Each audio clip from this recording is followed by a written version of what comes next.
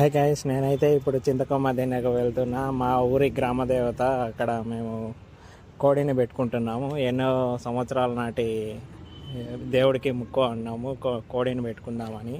కోరికలు నెరవేరుతాయి కాబట్టి చాలామంది కోడి కానీ పొట్టేలు కానీ ఏదైనా ముక్కుంటారు అమ్మవారికి. అక్కడ కోసుకొని ఇంటికి తెచ్చుకొని వండుకొని తింటారు. ఇదే నేను చూపిస్తున్నది చింతకొమ్మ దినే గుడి. ఇది గజస్తంభం.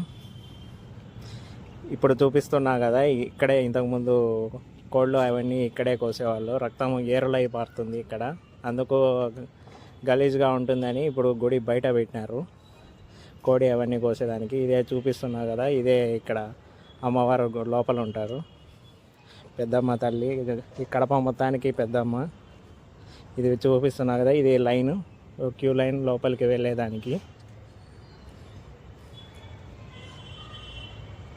ఈ లోపల పొంగళ్ళు అవి పెట్టుకుంటారు.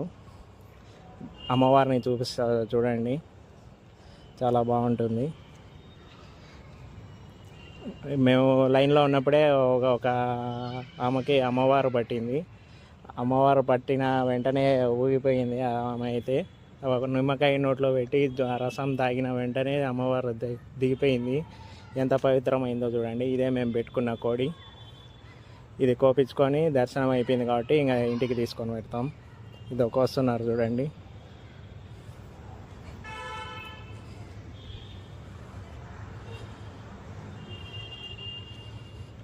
పొట్టేళ్ళు ఇంకా ఎనుములు కూడా కోసారు మేము చూసినప్పుడైతే.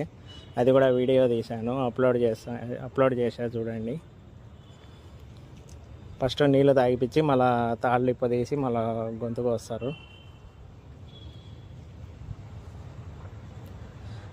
ఇట్లా కోసిన గొంతు ఎత్తుకొని పోయి ఆడ ముందుగా పళ్ళెంలో మనం పొంగల్ని అయితే పెట్టుకోవాలా. అక్కడ పళ్ళెంలో తలకాయ పెట్టిన వెంటనే అది కోడి